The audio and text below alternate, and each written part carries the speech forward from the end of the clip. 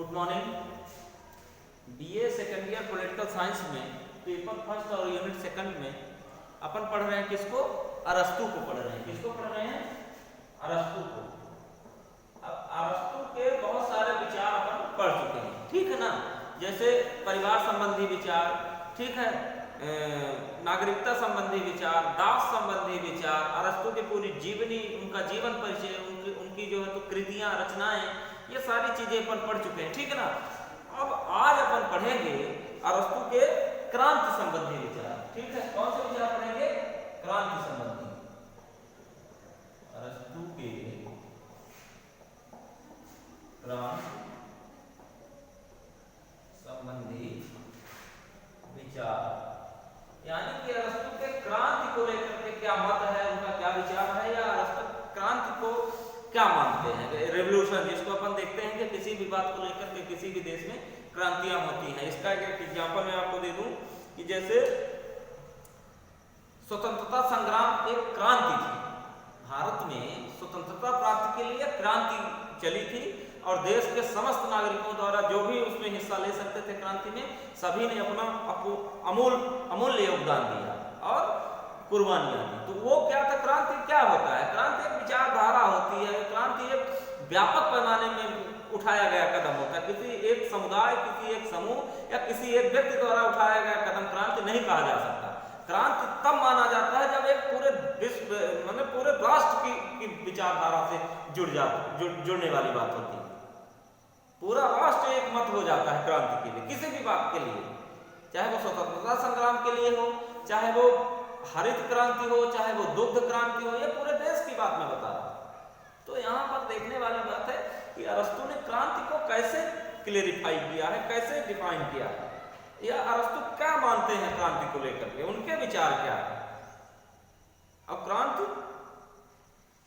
का महत्व क्या है, क्रांति कैसे आगे बढ़ती है, ठीक है ना। ये सारी चीजें देखने वाली बात होती हैं, तब जाके जो है तो चीजें कंफर्म होती हैं, ठीक है। तो इस तरह से अपन देख सकते हैं कि क्रांति के लिए बहुत सारी चीजें हो सकती हैं, ठीक है। अब यहाँ पर दो तीन चीजें सामने आ रही हैं, ठीक है ना। कौन कौन सी चीजें सामने आ रही हैं कि क्रांति किसे कहा जाए, क्रांति किसे कहा जाए। तो यहाँ पर देखने वाली बात यह है कि अरस्तु ने राज्यों में होने वाली क्रांतियों के कारणों का गहन अध्ययन किया है। अरस्तु ने देखा है कि किन किन बातों में क्रांति हो सकती है, ठीक है ना। फिर इसके बाद दो तीन चीजें और हुई हैं।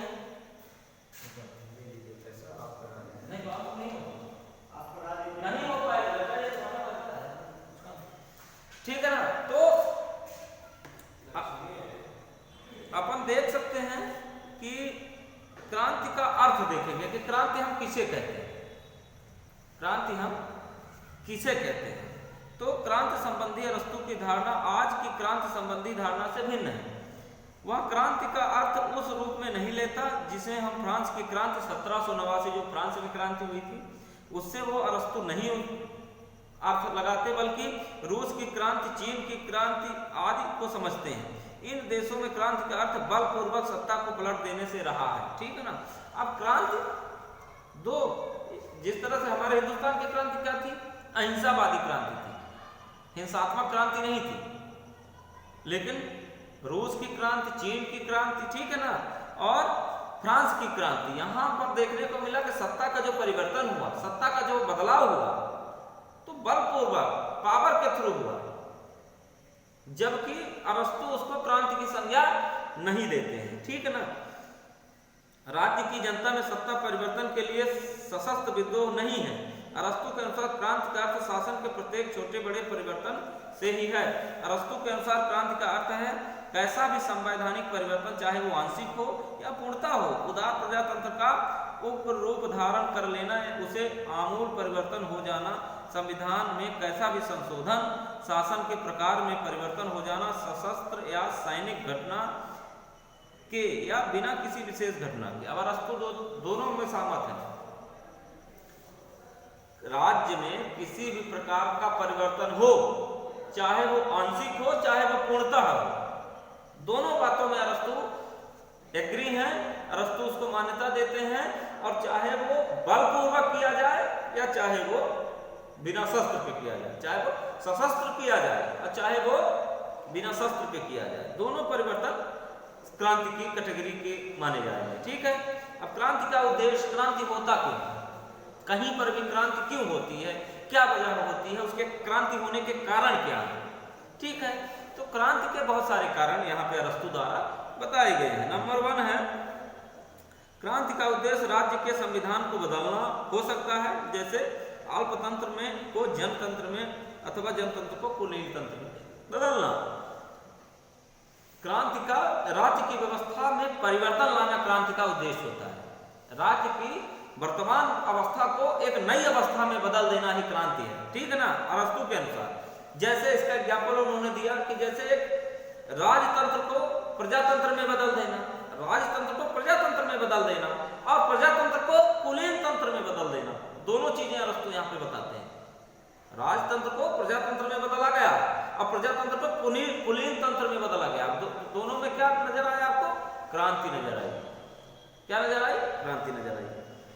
दूसरा है क्रांति का उद्देश्य संविधान के स्वरूप को न बदलकर संविधान के अनुसार सत्ता को क्रांति संचालकों द्वारा अपने हाथों में लेना होता है। अब यहाँ पर एक बात इन्होंने बताई कि सत्ता हस्तांतरण या सत्ता को छीनना, सत्ता को छीनना, एक क्रांतिकारी परिवर्तन करना। जैसे संवैधानिक नियमावली को न बदलकर डायरेक्ट सत्ता को छीन लेना, संविधान में किसी भी प्रकार का संशोधन न करना, डायरेक्ट सत्ता को छीन लेना, यह भी एक क्रांति का उद्देश्य होता है। फिर अगला है क्रांति का उद्देश्य संविधान को और अधिक यथार्थवादी बनाना हो सकता है, जैसे प्रजातंत्र को वास्तविक प्रजातंत्र में बदलना, यानी कि संविधान को और अधिक यथार्थवादी। संविधान यथार्थ चीज होती है, इसमें कोई संशय संदेह नहीं है, लेकिन उसमें और पारदर्शिता लाना, उसमें और यथार्थवाद लाना, यह भी क्रांति का कारण हो सकता है।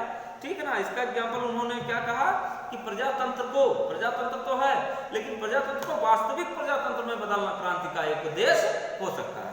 ठीक है।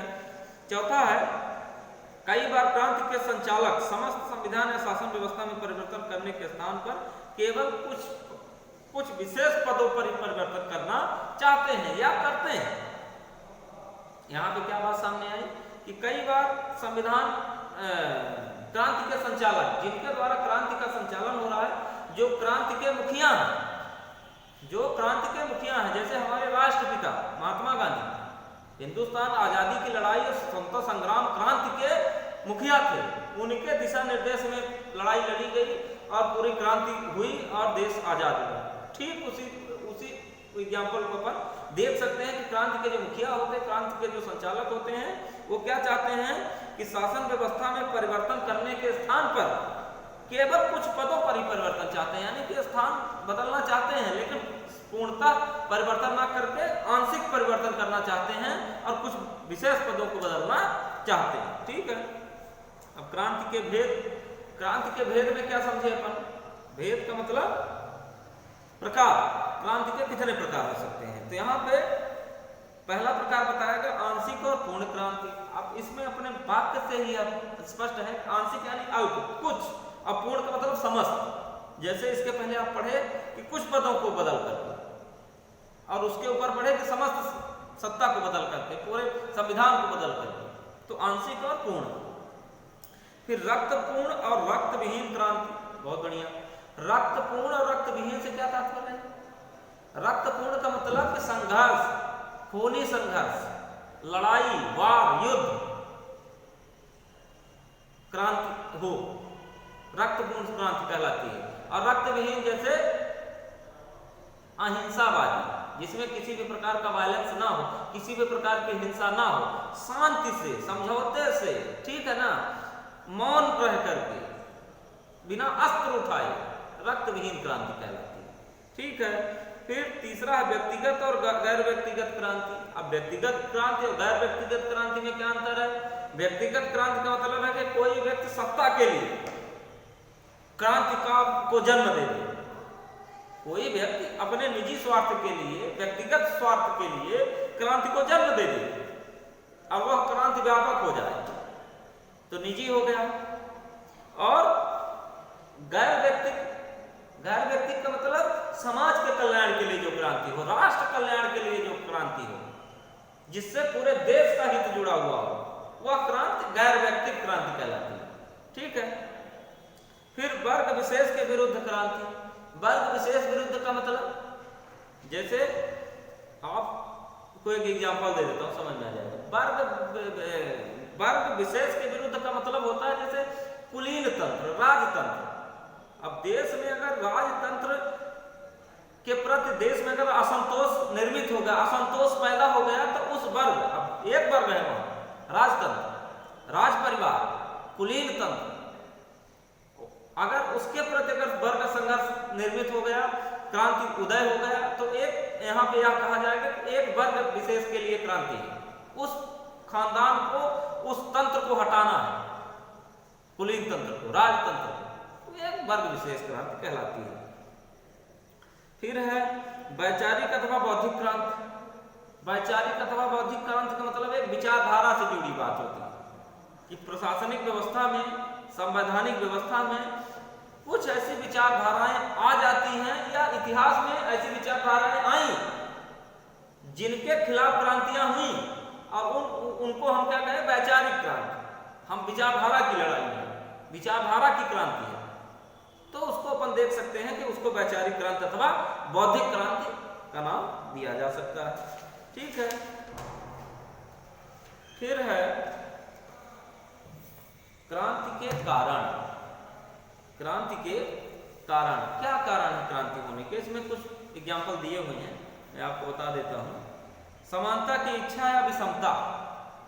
क्रांति के मुख्य कारण कौन से हैं? समानता की इच्छा।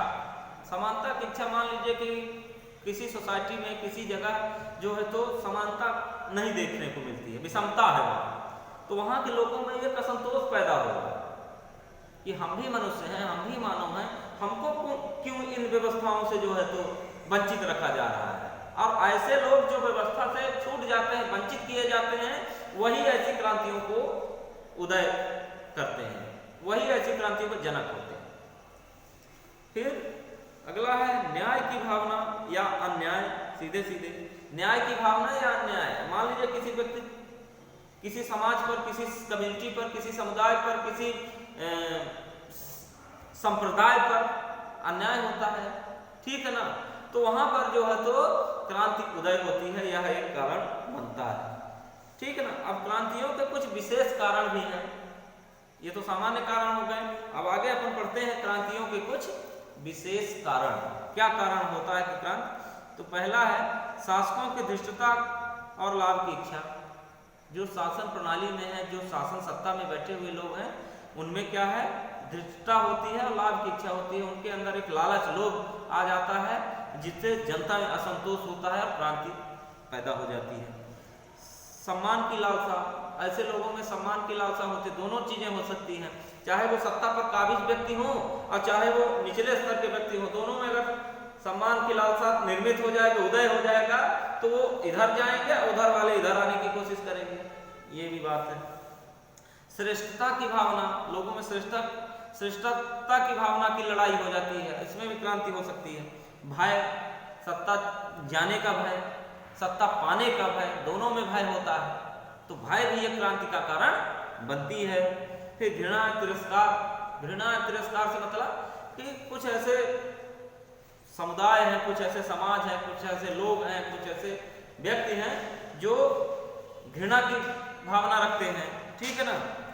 फिर अगला है द्वेष की भावना। द्वेष भी एक कारण बनता है, ठीक है। तो ये कुल मिला के क्रांति के कारण है, इसको आप लोग अच्छे से देख लीजिएगा। कल अपन अरस्तु के कुछ अन्य विचार पढ़ेंगे। Thank you.